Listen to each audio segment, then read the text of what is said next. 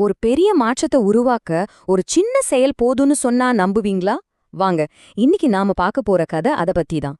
கல்லும் முளையும். இது ஒரு மாற்றத்தோட ஓமை கதை. ஆயிரக்கணக்கில் இருக்கு.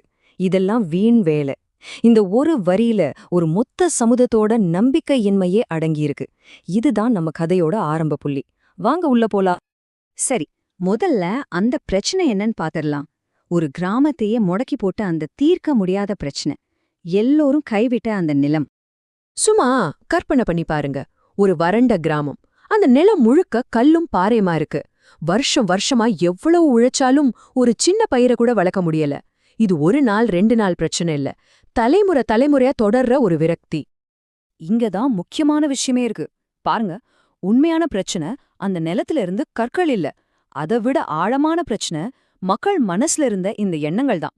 இந்த நிலம் மாறவே மாறாது, நாம முயற்சி பண்றது வேஸ்ட், ஒருத்தரால என்ன பண்ணிட முடியும்னு அவங்க நம்புனதுதான் அவங்களோட மிகப்பெரிய தடையா இருந்துச்சு. யாராவது முயற்சி செஞ்சா கூட அவங்கள கேலிதான் பண்ணுவாங்க.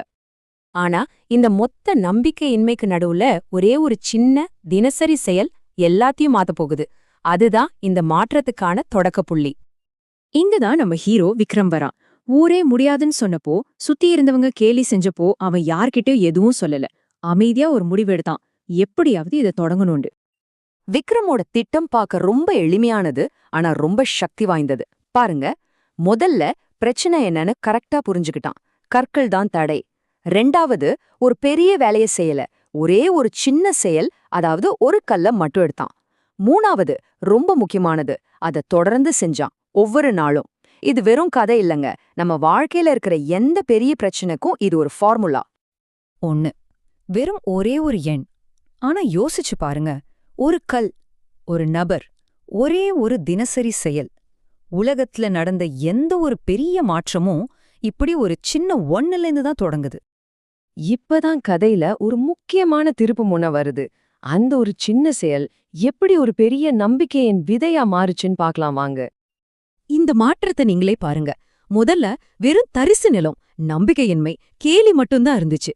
ஆனா விக்ரமோட தொடர் முயற்சிக்கப்புறம் ஒரு சின்ன சுத்தமான இடம், அந்த இடத்துல ஒரு விதை, ஆனா யாரும் எதிர்பார்க்காத ஒரு நம்பிக்கை. அவங்க அப்பா இதெல்லாம் வீண் வேலை, இதனால என்ன ஆகப்போகுது அப்படின்னு கேட்டப்போ விக்ரம் சொன்ன பதில் இதுதான்: இதை எதையாவது தொடங்கும். பாத்தீங்களா, அவனோட கவனம் தடைகள் மேல இல்ல, சாத்தியங்கள் மேல இருந்துச்சு. இதுதான் அந்த மேஜிக்கல் மூமெண்ட். மழை பெஞ்சதுக்கு அப்புறம் அந்த பரந்த தரிசு நிலத்துல தனியா ஒரே ஒரு பச்சை முளை.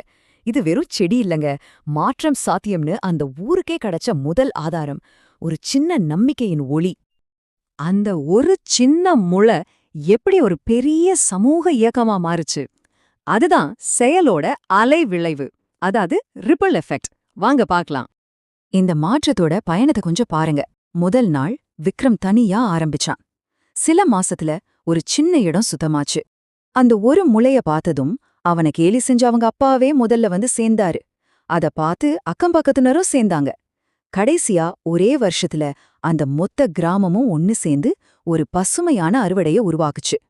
ஒருத்தரோட செயல் ஒரு சமூகத்தோட வெற்றியா மாறினது இப்படிதான். இப்போ இந்த கதையோட உச்சகட்டத்துக்கு வந்திருக்கோம்.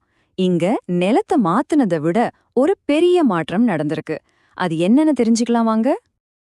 நீ நிலத்தை மாற்றவில்லை, நீ எங்களை மாற்றி விட்டாய். அவங்க அப்பா சொன்ன வார்த்தைகள் இது. யோசிச்சு பாருங்க, உண்மையான மாற்றம் அந்த மண்ணுல நடக்கல, அந்த மக்களோட மனசுல நடந்திருக்கு. இதுதான் இந்த கதையோட இதயம். அப்போ இதுல இருந்து நாம கத்துக்க வேண்டியது என்ன? விக்ரமே சொல்றான் பாருங்க, நீங்க மலைகளை நகர்த்த தேவையில்லை, தினமும் ஒரு சிறிய கல்ல நகர்த்தினால் போதும்.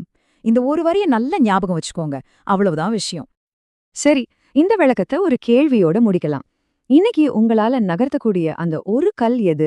உங்க வாழ்க்கையில, வேலையில, இல்ல உங்க உறவுகள்ல நீங்க செய்ய போற அந்த சின்ன முதல் படி என்ன? கொஞ்சம் யோசிச்சு பாருங்க.